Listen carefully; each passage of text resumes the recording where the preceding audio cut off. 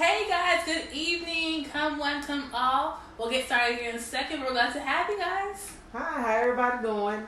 We'll be with y'all in a minute. Glad to have you guys. Come on in, tell your friends and tell a friend. Make sure they're here, logged in, ready to go. Yep. Are you ready? I'm ready. You ready? Just give people time to tune in. You know? I'm actually ready. I am. Yeah, For real. I love both here, both ready to go. You Yeah. know? If you're logged in right now, call your friends, call your homegirl, text them, Snapchat them, Instagram them, tell them we're getting started. Come on in. Tell a friend and tell a friend.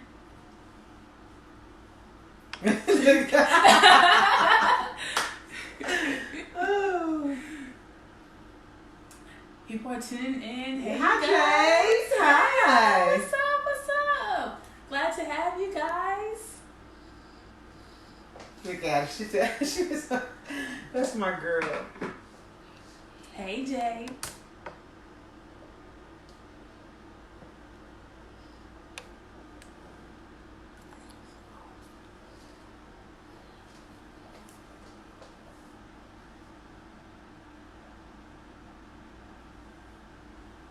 If you're tuning in right now, text your friends, text your homeboys, your homegirls, tell them to get logged in. Hit them up, hit them up. And if you can, share. Yes, please do.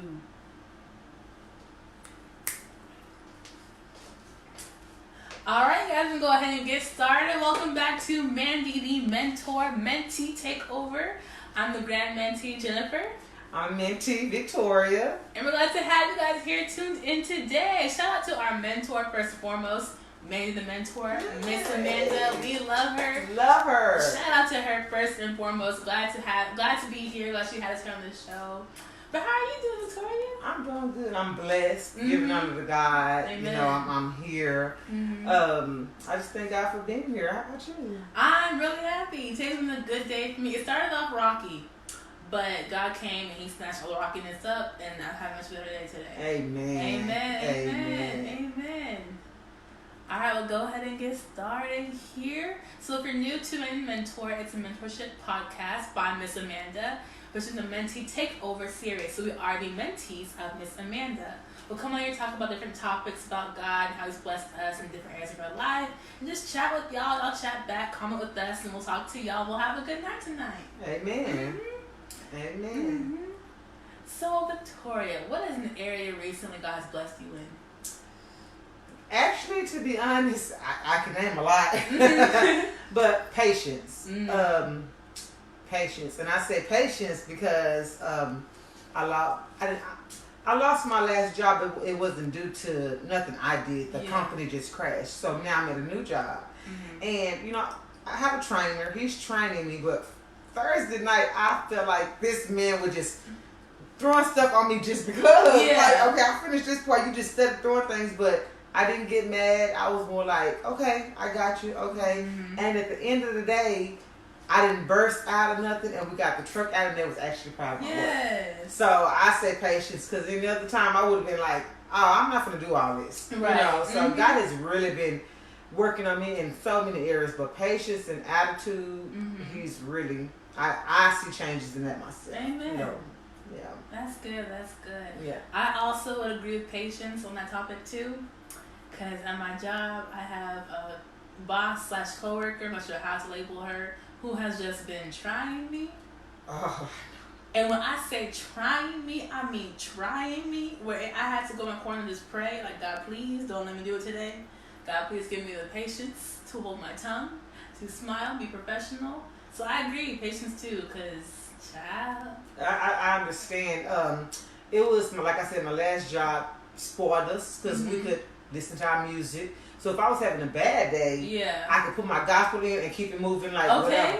But with this job, I have to rely on my humming and my singing. You gotta hum it out sometimes. I got to hum it out. Yeah, I got to, you know. But the job is not bad. You know, like I said, I think that was, I actually will say, because I have been having such a good day, I think that was actually the devil. Like, oh, okay, you doing too good here. You ain't having, let me let them see your bad side. No, devil, not today you won't. Not today. That's how I actually felt. That's how I felt. I feel that. Sometimes you have to just get into that corner. You just gotta hum it out, pray it out, walk away, do what you gotta do because Satan will try you. So he sure will. And I get to sing it out loud like I'm at a choir for real. I got my music neither. Right. But that, I mean, when you having, and I've learned that when you having a bad day, and for me, you know, it's different strokes to different folks. Yeah. But for me, that gospel music, it does so much. It really does so much. And I learned that, you know, from my mom. You know, she would tell me that when I was younger. And it does. It worked for me so like a Tylenol to a headache. It works so well for me. It gets you in the right headspace. It does. The right area of thinking, right mindset. It does. You know, it does. And I've gotten to the point where I go to God, you know, for everything. Things that I'm going through, I just put it in God's hands. You know, I just don't worry like I used to. Yeah. I don't worry like, because for one, I'm getting older. I can't afford the high blood pressure and all this stuff. So I try not to stress. So I'm more like, now it is what it is, you know.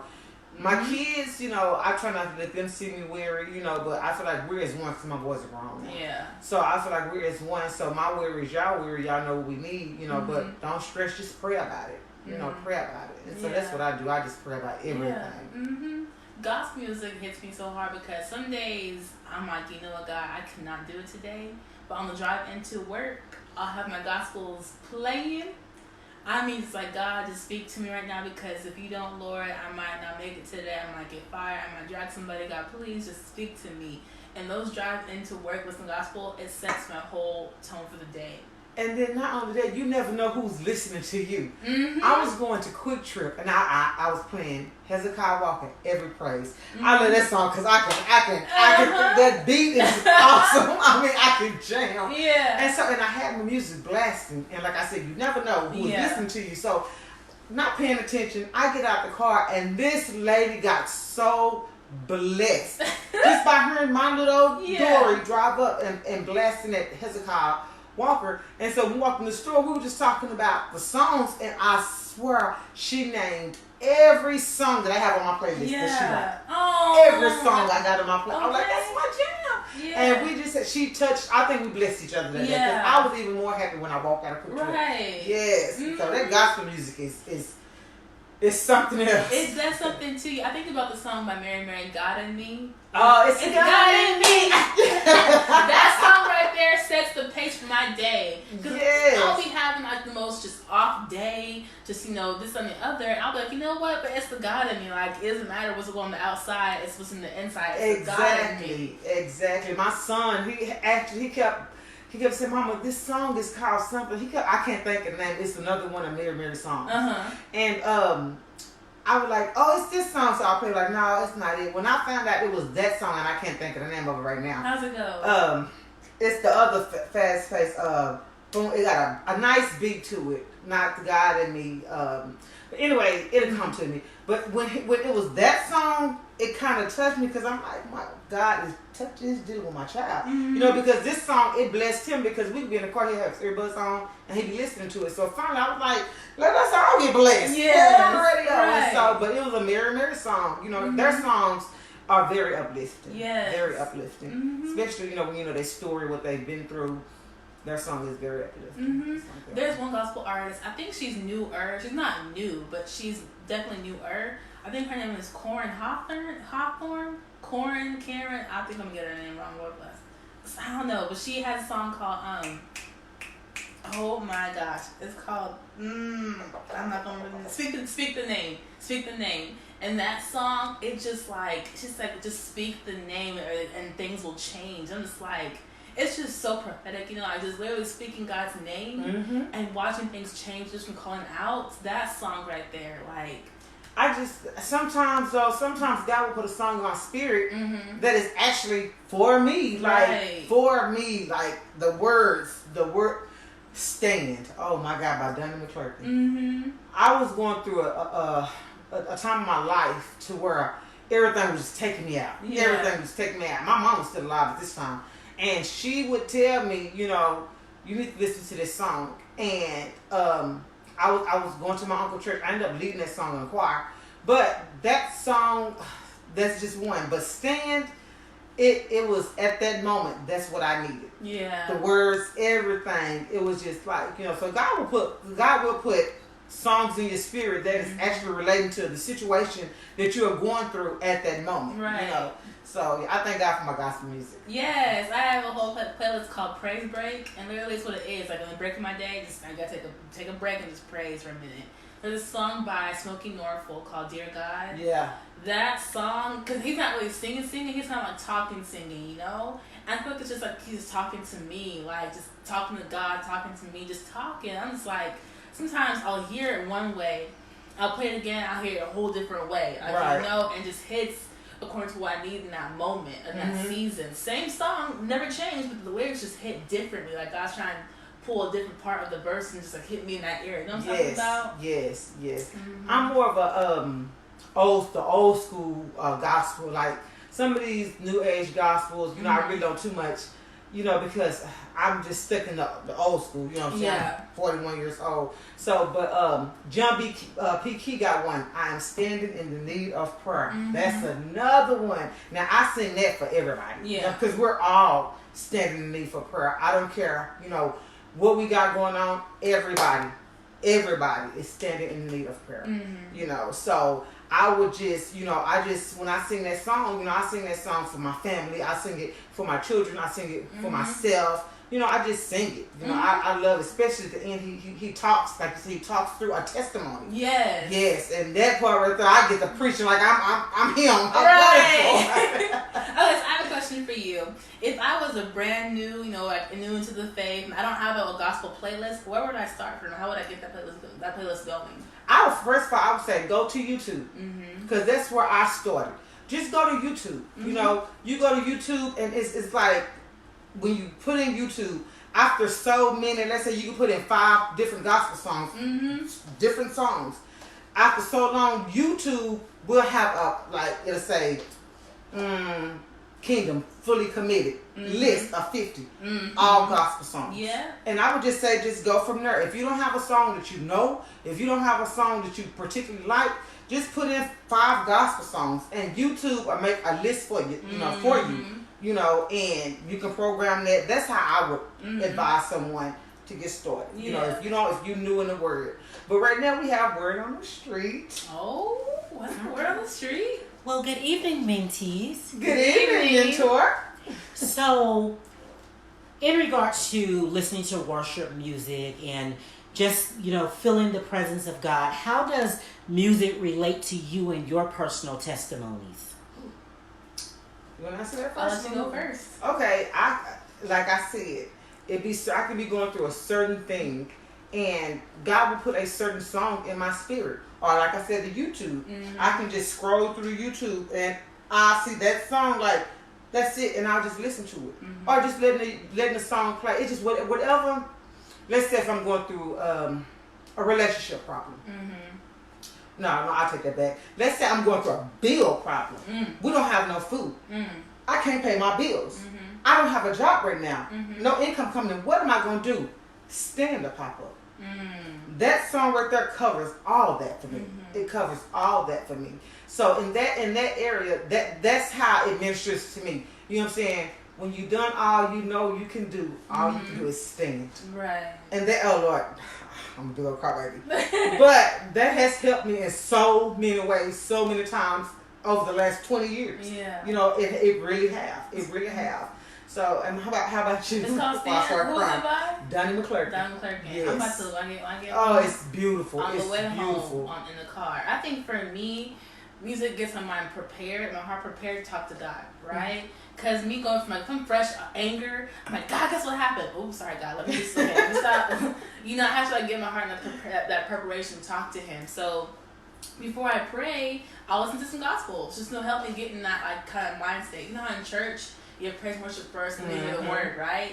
I have my little church in the car. Praise and worship first, and I kind of cut it off. Okay, God, I'm here, I'm present, speak to me. So for me, the music kind of preps my heart and preps my mind to hear the word. Like in church, you hear the music first, it preps you, gets in the spirit, and then you hear the word. And speaking of that, I haven't been to church, but I'm going to be honest. A church has to have, because I have to get get prepared for the word. You know what I'm saying? I have to get get prepared for a football game. Or get prepared for, I have to get that, And to me, a church has to have an awesome praise and worship. Yeah. Because of course I need the word. I want to hear the word, but I want to get my praise on. Yes. I want to get my praise on. No disrespect. I'm not talking about no slow bread of heaven. Like that. Yeah. I really want to get my praise on. Then when we get ready to pray, then the slow song come in. But I love to get that upbeat praise and worship. Yeah. Let's get it started. Let's get it in there. Yeah. That's how I feel. And that also starts I work nights. So that helped me too, get prepared for my night. When I was working morning, it helped me. I just can't stress enough how praise and worship, it just does something for me. Yeah. It just does something for me.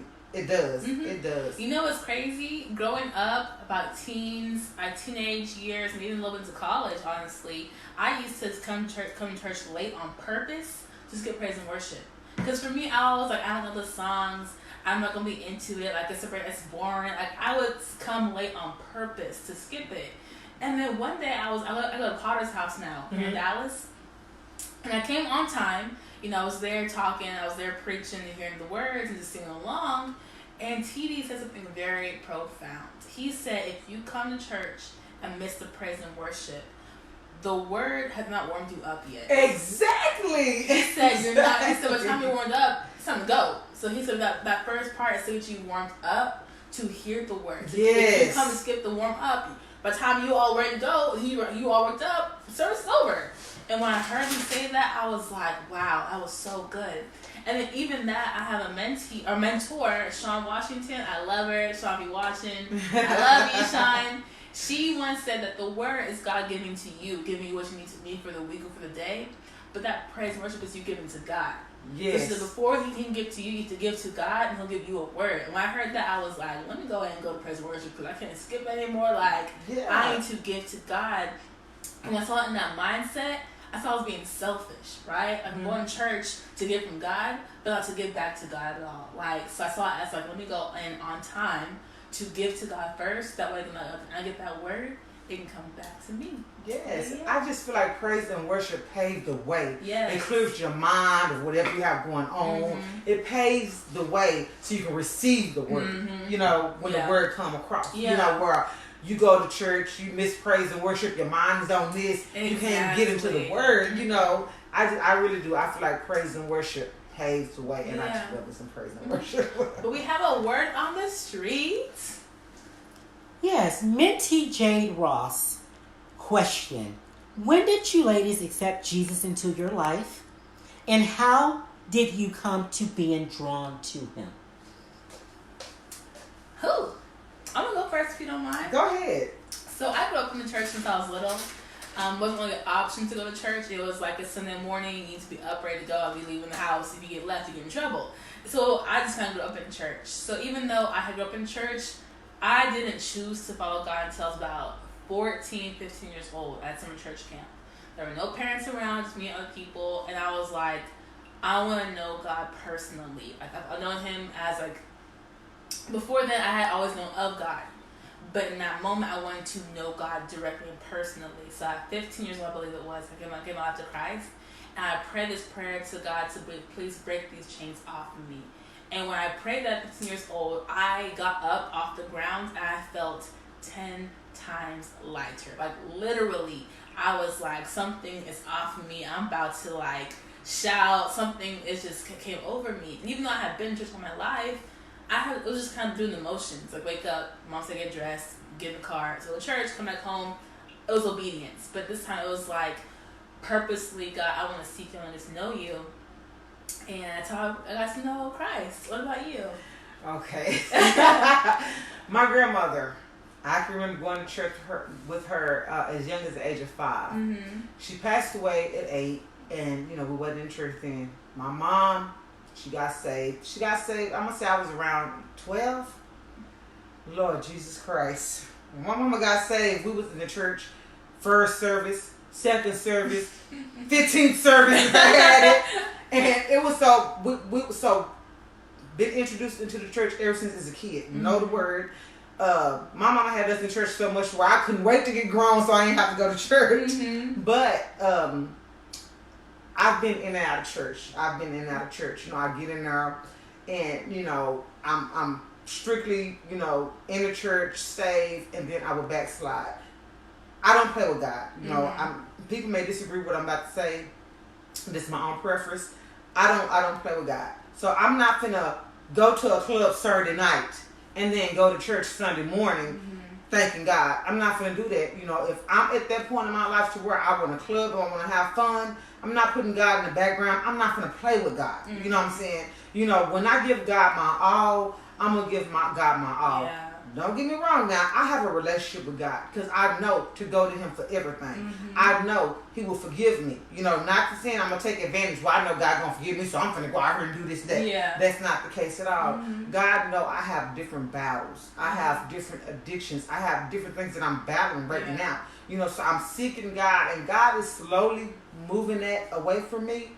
But, I'm not going to say right now that I'm a go to church every Sunday, read my Bible type Christian. I'm not there right now, but I do have my own relationship with God, and so that's where I'm at. That's where I'm at. I'm asking God, Lord, I want a closer relationship. I always say I want the spirit that my sister had, because she had the same spirit my mama had, and I want that. But I know with that is a lot of sacrifice. Yeah. It's a lot of praying and speaking in tongues. I haven't spoken in tongues since I was a young teenager. So in that part of my life, I think I'm kind of scared. I don't know. That's a lot of commitment, and I'm kind of scared of that. Yeah. So I'm just asking God to deal with me, in His timing. But I don't want, because God coming back quick. And I don't want to keep procrastinating, then I miss that first rapture, So, but that's where I am with God. But I know the Lord, and I know the Lord loves me. I love Him. And, I know the way. So. Well, let me ask you a question. So you said, you know God, and y'all like really close. When was the time that God has spoke to you, and you had to be obedient, even though you didn't want to?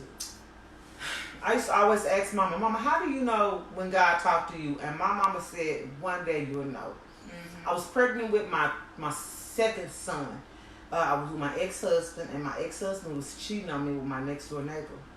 And I woke up one day in the middle of the night, and I looked out the window, and I saw his car parked all the way down the parking lot.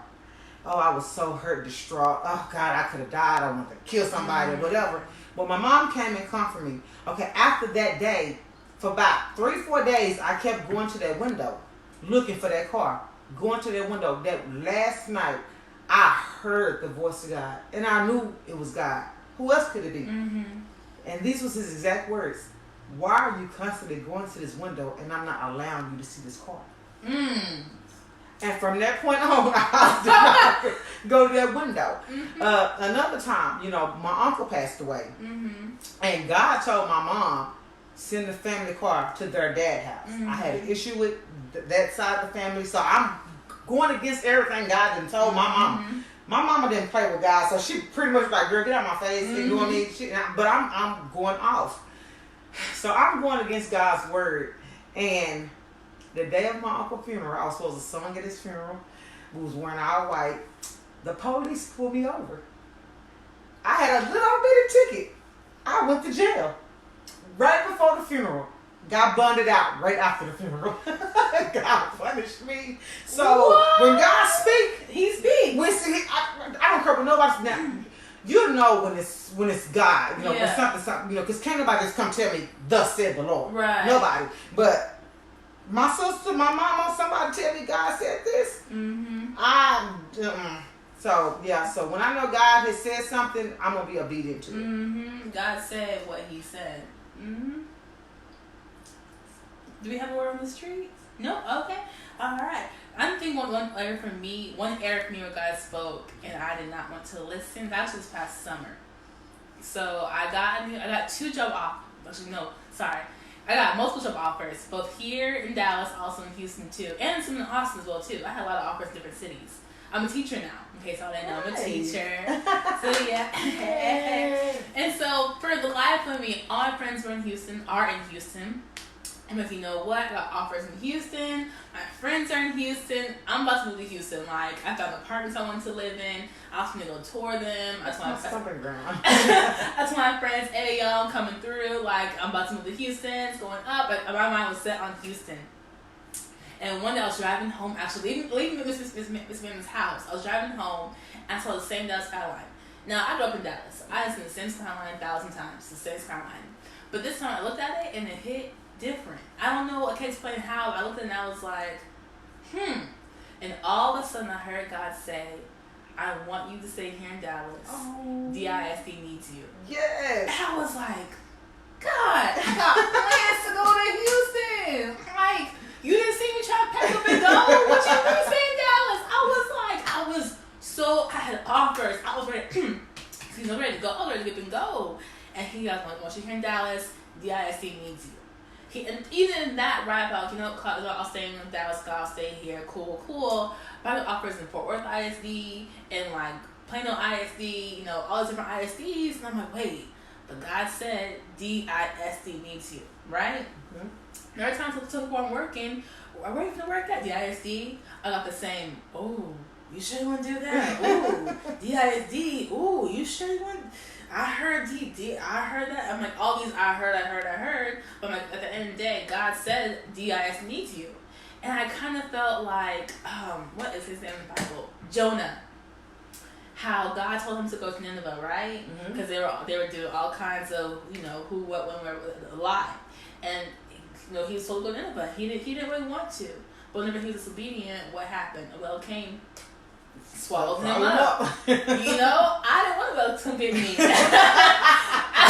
I like being on dry land. I don't want to be in a those belly. I said, okay, God, I'm gonna stay. And amidst all the, you sure you want to do that? Or this whatever. But you know what? God put me here for a reason. Yeah. And I done had some ups and downs working so far. I done had some ups and I done had some downs. I done had some downs. But each time, like, God, I'm out. I'm over it. God's like, I put you here. Your purpose here. I put you in this classroom, in this school, in this city, in this district. I know where you are. I placed you right there.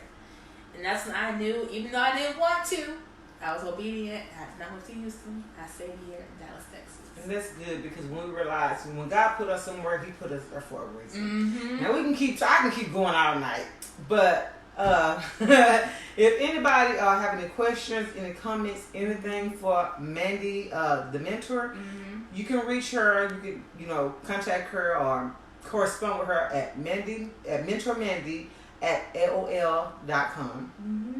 That's for anything, any questions, any comments. If you need a mentor, you can reach Mandy at mentormandy at AOL.com. Yes. So, but this fair was awesome. This was awesome. I'm kind of shy until somebody get to ask me some questions. They don't know how to be quiet. It always need a little egging up, to get you there. That boost, like that praise and worship. Okay, that's all you need sometimes. That's all you need sometimes. All you need. So how much more time we have?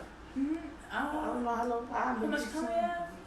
We're good. Okay. All right, cool. We can keep going. All right, let's just keep on flowing. It is Free Flow Sunday, by the way, so we don't have a topic. We're just gonna flow, and whatever comes to mind, whatever God puts in our heart, talk about. We're just gonna talk about. And if you have any questions for us, I'm an open book, so you can ask me anything. Feel free, and I will answer. So let's see. Let's talk about how do you feel about let's go women that's having relationship problems. I'm actually in a relationship right now. I'm in a relationship problem.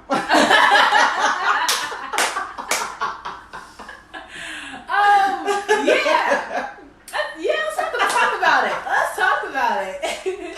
Well, I'm just, it's nothing. I'm just dealing with, I remember as I was younger, my sisters, everybody thought that I was weak behind men,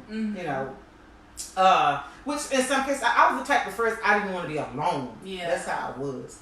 Now I'm the type that I don't mind being alone. I just don't want to get mistreated. Yeah. And so I see a lot of my friends, I see a lot of women that's dealing with things with their men because they don't want to be alone. And that's so toxic because I'd rather be alone and happy. You know what I'm saying? Because just because you're alone don't mean you have to be lonely. Yeah. You know what I'm saying? You know, get in your Bible, you can do something.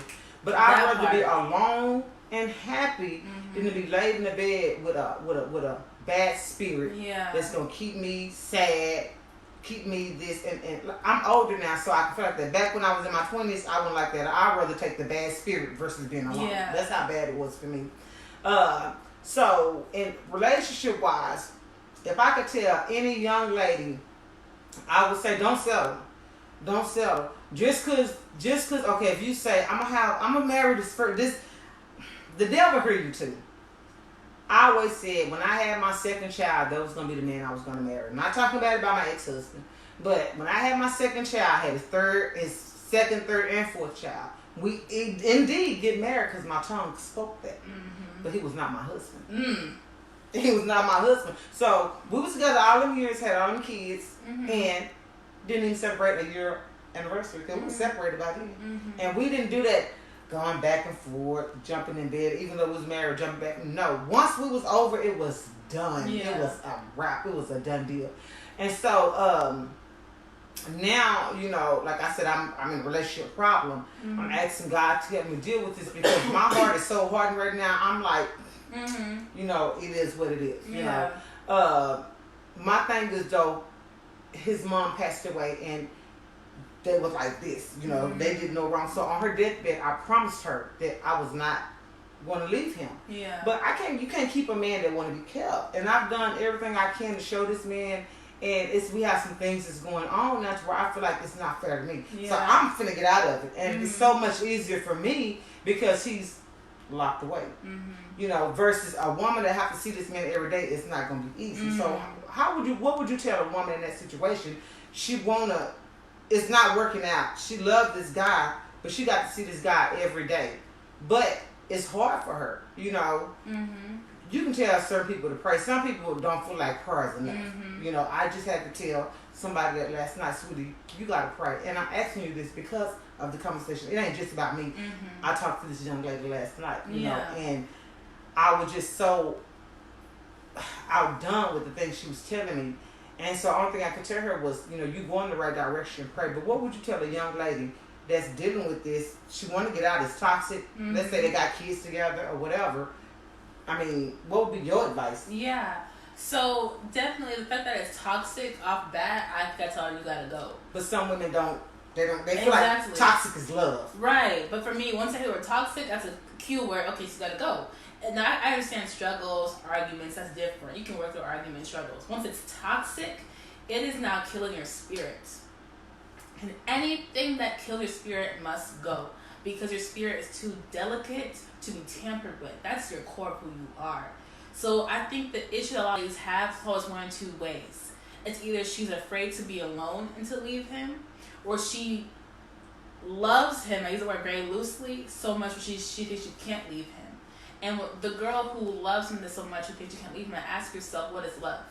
Like, what is love? Aside from what's going on to yourself, how you define love.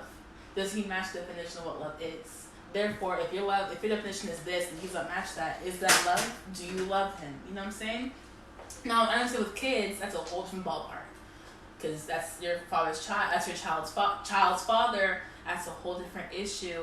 And that's the one that I don't have any kids. I can't really speak to that personally. Girl. I know that's a whole different issue having kids. It's a whole, like, that's, you know, that's separation, that's the child wants their father, that's separation anxiety.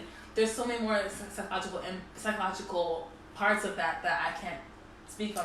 That part I can't. Now, that part I can't. And I would say, yeah, y'all got them kids. You don't have to be in a relationship for a man to raise his kids. To be honest, I feel like if a couple with kids, when they separate, that the true colors of that father is going to come out. Yeah. Vice versa as the mother. You know what I'm saying? Because a lot of times if a couple split up, boys and girls, some boys want to tend to go to their dad. You know, my boys didn't. They was with me. I wasn't having that. You know what I'm saying? But, you know, in that situation, by me having kids, don't stay in it because of the kids. Don't, because then your kids is seeing you, they seeing their mom, or because women abuse men too. They see the mom getting abused, they see the dad getting abused, they see in this bad relationship. They grew up thinking, but this is healthy. And then they take that into their relationship. Yeah. Growing up with my mom and dad, they did it and they still together. No. And there was so many relationships I had to get out of because my kids they seen me get abused quite a few times. And I ain't talking about just verbal. I'm talking about beat. Put in closets, beat with belt. I leave, come back home, hair all over my head, got black eyes. My kids seen that. And I had to, get out of that. Get out of that, And I thank God now my children they're older. They don't believe in that stuff. But that could have easily rubbed off on my boys. You know what I'm saying? So I don't care. If it's kids involved in a relationship toxic, get out. Get out. Mothers worry about, well, if I leave, I can't take care of them and I need help. Girl. Yeah. So what you want to do? You rather stay in this and then your kids be just as unhealthy as the relationship growing up? Or get out and trust in God. He will make a way. He will make a way. But I mean, I've been through a lot in my relationships and I'm a late bloomer. But at 41, well, I'll be finna be 41. I got it. I got it. And so, So this relationship problem that I'm in, baby, you think that's a trial for me? No, it's not. And there are some girls who are afraid to be alone. That was me. Right. And to that girl, if that is you, if it's your friend, one thing I have to say, the precursor to that is before you start dating, love to be alone first. You have to love your own company. Because once you love you, nobody else can ruin that. For me, right before I started dating, I made it a point to date myself. And that means I took myself on dates. I mean, I would get dressed up, makeup, hair, go to a restaurant, table for one, please. Oh, no, joining you tonight? No, just me tonight, table for one. I got to journal by myself, really get my thoughts on paper, find out what I liked, what I didn't like, what I would tolerate, what I won't tolerate, and I had my own foundation first. I enjoyed my own company. Even to this day, even dating him now, I know some days, hey, you go do you, do what you gotta do, I'm gonna go over myself. And so you have to love to be alone before you can start dating. Yes, you really do. I mean, I'm to the point now, even before I got, into this relationship, I have company, invite them over, dinner, whatever. But after the point, which is dinner, go home. I need my space. Go home. And I'm glad I'm like that now.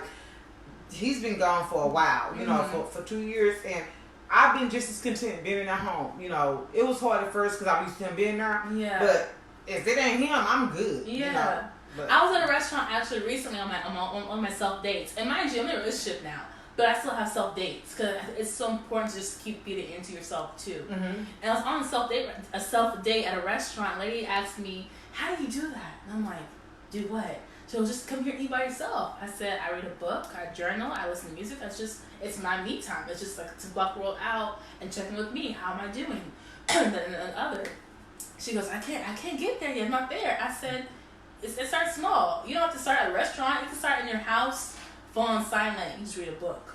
It could be as simple as I go for a walk. It could be as simple as you go to a park nearby, you just sit. It don't have to be this whole extravagant, I'm gonna go out. You don't gotta do all that if you don't have to. Whatever your me time is for you, celebrate that time. Work into your schedule. Oh, I'm busy. I understand. I am too. But I have a certain day, certain time. Sorry, I can't talk to you. It's not me time. Right. We're finna go into a word in the street. I'm just gonna tell you what my me time is. My me time is getting on my laptop and playing Bejeweled Blitz. Okay. For hours. Simple as that. It's your me time. It's my me time. It ain't gotta be extravagant. It ain't gotta be no red carpet. Yeah, that's my. And I hate for somebody to bother me while I'm playing my game. Right. People know from this time, it's my me. Before we get to Roll on the Street, there's a book by Devon Franklin and Megan Good called The Wait. And I recommend that book to anybody. It's really about the wait. Aren't they married? Yes. Right. Okay. They're married, yes. And that book is about being abstinent, about self-dating, just about waiting. About in that season of waiting for that person God sends you, what are you doing in the meantime? If God sends that person for you, are you waiting together healthily? Are you waiting for that next step? Okay, now you're married. What are you waiting for now? So it's just a really great book about just waiting through God's seasons for you. I might get that book. It's so good. Okay, word on the street. Okay, ladies. Mentee Jade Ross said, I can see you turning that into a ministry, Victoria Harris. Getting out of the mindset of feeling alone, of feeling lonely in a relationship when you are never alone. God is always with you. I'm proud of you, Victoria. Thank you, Jay. We have our mentee from Africa on the line, Beverly. Hi, Hey, Beverly. What part of Africa? Which country? Cape Town. Okay, South Africa. South Africa. Elsa. Right. Beverly said, hi, ladies. I love that Victoria calls many girls thinking because they have lots of kids with a guy they must get married. So basically she's stating that you guys, when you were saying about, your children's father, and she was saying that there's lots of women out here with children that should get married, but they aren't, so they can relate to your testimony. Yes. Okay. Also, I'm going to just go down just a little bit so we don't miss anyone. Okay. Mentee Jade Ross said, God is a jealous God, so forsake anything that is coming in the way of keeping him first. True. Amen. All right. True. And she also stated, Jesus, that was good. Enjoy your own company. Come on, somebody. That part. It is so important to love yourself first, because if you don't love you, who else will love you like how you love you? You know what I'm saying? I tell my kids this all the time, my school, my students. I always tell them, how you think of yourself is how you treat yourself. Exactly. I agree with that. And how you treat yourself is how others will treat you. So how you think of yourself is how you treat yourself. And how you treat you is how others will treat you. So it starts with right here, right here. So if you start thinking, oh, I'm no good, I'm not as tall as her, as pretty as her, you start to carry that onto yourself and walk with that spirit energy, right? For that one too. And when you just down and out, on yourself, people say, oh, she kind of down and out, she, they start to believe what you believe and treat you like that. But if you think, you know what, I'm growing, I'm strong, I'm gonna get better, I'm getting there, I'm beautiful, I'm in his image. That's to walk a little pep in your step. Oh yeah, I'm cute. Yeah, I know. You not like me, I like me. People think, you know what? She got this energy about her that I like, and I treat you in that manner. Now there are haters. So whether if you out here and you just love yourself, they will hate you for how you love you. Exactly. And that make me even more. They will hate you for how you love you. You know what that means? Do something right. You're doing something right. Exactly. Mm-hmm. You're doing something right. Mm-hmm. Exactly. And I agree with that, because and then you have to love yourself, and that is, I'm gonna say, self-esteem. Ain't nothing wrong with having good high self-esteem for yourself, because someone can come in and break it down. Yes. I have a story for that. I used to date youngsters, youngsters, and I'm 26, 27, dating a 21-year-old. What was I thinking? I mean, at the time I was like, oh, can't no old person do nothing for me. The youngsters was the worst. But anyway, this now, at the age of 27, I had 4 kids, own car, I had myself going on. I was sexy. All that. I had myself going on, but this is how a man can break you down. He was one of the ones who, he abused me so bad. He would beat me. He would beat me up or whatever. Then he start doing things like, let's say, a video will come on, because he was into the young music, and a girl with a big booty, you know what I'm saying, whatever. So he would start just lusting over that. Well, after so long, it went from videos to we walking down the street, and he was just straight disrespectful. Oh, she's fine, blah, blah, blah. He, by this time, done beat my self-esteem up so bad to where my 27-year-old wasn't good enough anymore. Now I want to be like this 21-year-old. You know what I'm saying? He beat my self-esteem up so bad to where even after we broke up, my self-esteem was still like that for years. I'm going to say till about 2015. When I finally realized, baby, you is in your mid-30s and you look good. You know what I'm saying? And it took a couple more people to tell me. But that goes to show like what she's saying and what you said about you gotta love yourself, because you can let that one somebody come in, and if you don't have that right spirit, and if your spirit ain't where it should be, or if you are not mentally there, that one person can take you and make you feel like you lower than dirt. Mm-hmm. Knowing that nothing is real, even your flaws is good. That's how you should feel. You know what I'm saying? Even your flaws is good for you. Mm-hmm. And that man would take that and just bring, he broke me down. Mm-hmm. I felt ugly. You know what I'm saying? I felt like what's insane looked that way. So now here I am trying to make myself look 21 again. Mm-hmm. Not thinking, girl, you got 4 children. Mm-hmm. You know what I'm saying? You was 27, 26, however old I was, you know. But I had said after him, because he was my worst heartbreak also, I had said I would never, ever, ever, ever let a man take my self-esteem like that again. Mm-hmm. I mean, it was to the point where my mom and them wouldn't see me for like 2-3 weeks where I'm hiding black eyes. Yeah. You know, I felt ugly. I felt just all kinds of stuff. And I had said that I would never, ever let another man break me down like that, because he took my all, and then at the end of the day, he took my all. He left me for another woman, and when he did that, I actually wanted to die from a broken heart. So when the phrase "that person died of a broken heart" is so true. That's a true phrase. Yeah. You know what I'm saying? It's beautiful when you got a couple that's been together 75 years. They mate passed away. That's all that person knew was they mate. You know what I'm saying? So 9 times out of 10, they don't want to go with their mate anyway. If they died of a broken heart, that's pretty love. But to want to die of a broken heart because this man broke me down to nothing, that's not good. Not good at all. Not good at all. And ladies, if you are having insecure issues or struggling in this area, 2 verses I recommend. One is "You are fearfully and wonderfully made." What, I can't think of what verse that is. You are fearful. It's Old Testament. I can't think of the book and the verse. But you are fearfully and wonderfully made.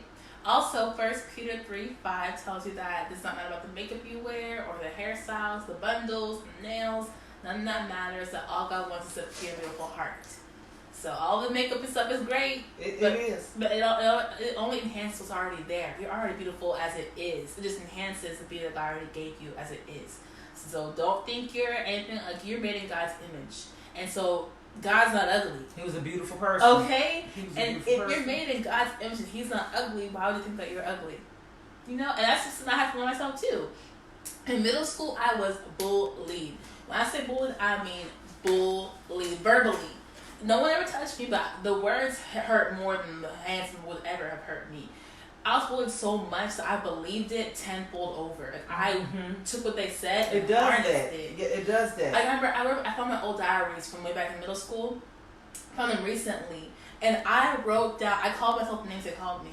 I called myself the names that they called me. That's how broken I was.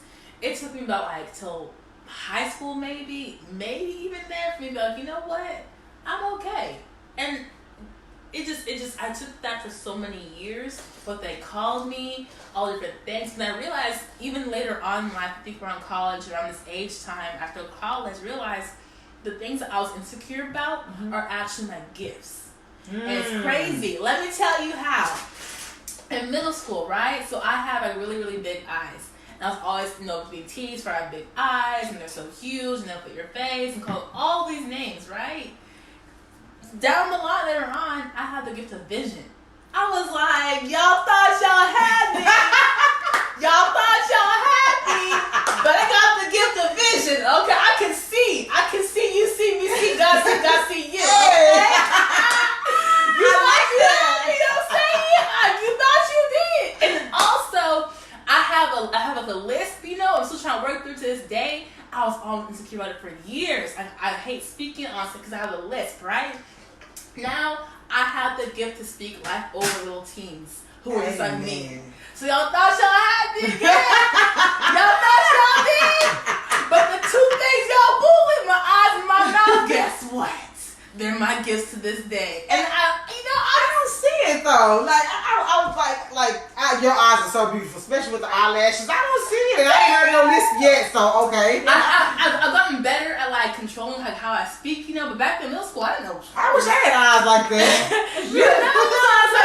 The things they put me down for, God came and took maybe my gifts. Things I hated about myself. I mean, I'd be in the mirror trying to squint, see if I can make them smaller. I would try everything under the book. Wow. And the things that I hated the most about myself, God took me in my gifts. God is so good. Won't he do it? Won't he do it? Won't he do Won't it? he do Okay. it? We have word on the street. Yes, we have word on the street. Mm-hmm. So Mentee Beverly have a question. Mm-hmm. How did you get to the point of loving you, Victoria, after being treated so badly by your man? What inspired you? That when he left me, all I had went through the abuse and all that stuff. When he left me for this woman, I wanted to die. It was days where I had to literally go into the shower and turn my shower on and just cry because I needed God to help me. And so I prayed hard. That was the one time where prayer had to help me through that. I prayed hard. So as I prayed, time passed. I felt myself. I wake up the next day. About a month, because it's not an overnight process. About a month or two, I woke up. I feel a little better. Now the devil bring that same trial just to bring you back down. Yes. I'm driving through Arlington. I see his car. I still have love for him. Instead of me keep going, I stopped so he could see me. And we talked, coming to find out the girl was pregnant. So that hurt came all over again. So her and I got to start this whole process all over again. And I finally said, Lord, if you get me out of this, I would never, because I pretty much love that boy more than I love God. I'm not going to lie. I loved him so much. And I asked God, Lord, if you get me out of this, I will never, ever, ever love a man more than I love you. It took a long time. I'm going to say about 6 months. Finally, when I woke up and I felt better. It took a lot of praying. And, as time went on, I'm not going to lie, I did backslide a couple of times and got in his bed. But when I got up out of his bed, what was left in his bed was in his bed. I went home. And then finally I was like, I'm done. I'm done. I'm over you. I can do this with you and then not feel nothing. I'm over you. So after that, and I asked God to forgive me for that, because when he got me out of it, I should never went back. Yeah. But I'm glad that when I went back, I didn't get caught up again because he tried. And so that was what made me get to where I am today of never again. Because that was the hardest thing I had to go through. Out of all the, even my ex-husband, out of all the men I went through, that man hurt me the worst. And I want to die. But prayer is what brought me out of that. And from that point on, and this was in 2009. We're in 2019, 10 years later, I ain't been hurt like that again. Because I would not let nobody hurt me like that. That's so good. I love that. That's so good. Yeah, that was hard. That was hard. But I feel like that was something I had to go through, because I was the type that felt like I didn't want to be alone. Okay, he beat me because he loved me. I'd rather him to beat me and beat her than me being alone. I was stupid in thinking when it comes down to men, because I wanted that love of a man so bad. I didn't love myself. Yeah. I didn't love myself. But that me time we talking about, and my me time, it don't even be, I've been out, I gained about 25 pounds just eating steak and eggs, going out. This was after him. Eating steak and eggs, going to IHOP, having moments to myself. Then I start reading, and I start liking that about me. And then it got to the point there where I want my own space. I don't need no man crowding my space. We're not in no finna be married, trying to be together. I don't need no man crowding my space. You know what I'm saying? And so I liked it a long time. And like I said, now my long time is me and Badru Blitz. I'm on level 1200, and that's after playing that game for about 8 years. I have my moments, but you have to love yourself. Yeah. And so Beverly, that's how I got out of that prayer. At the end of the day, I can say all this stuff, but it was God. It was prayer, because I couldn't have did it by myself. It was hard. And you said the best thing about that is learn to love yourself, right? Yes. And for girls who are in that area of struggle, the best way when you love someone, you know who they are, right? So to love yourself, you have to know who you are. And that comes in that self-time by yourself. Now, by self-time, that does not mean you're going to watch TV. It's kind of time just to dig into yourself and figure out who you are. What do you like? What feeds you, makes you happy? So a nap, I love naps too. Trust me, I love me I'm a napper. I'm a professional napper. But a nap is not quite that self-discovery time. And I use the word discovery because you want to discover who you are. So journaling, figuring out your fears, your goals, your wishes. listening to songs that fill you, going for walks and thinking, just thinking about your day, about your week and your month and your plans, what you plan to achieve. Talking to a friend who can feed into you, but be careful because some friends won't always help you discover you if you can discover yourself. Exactly. So make sure you figure out, what do I like, what do I not like, what do I want, what do I not want. It's more so a self-discovery. And the more you get to spend time with yourself, the more you begin to know yourself, the more you begin to love who you are genuinely inside and outside in. And you're getting this from 2 age differences. I think I'm probably older than her by maybe 20 years. You know, and at the end of the day, you know, at her young age, you know, she's able to tell you things that I'm just now learning in my 41, well, not 40, I learned a couple of years ago by my late bloomer, like I said. Yeah. But at the end of the day, we both agree on the same thing. Yes. You know, you have to love yourself. Have your me time. You know what I'm saying? Before you can offer yourself to love somebody else. Because if you don't love yourself to the fullest, someone will come in and break you down, as what I went through. Someone will come down. So you have to love yourself. Love yourself. Love yourself. Tell yourself, oh, you are so beautiful. Yes. Victoria, you are beautiful.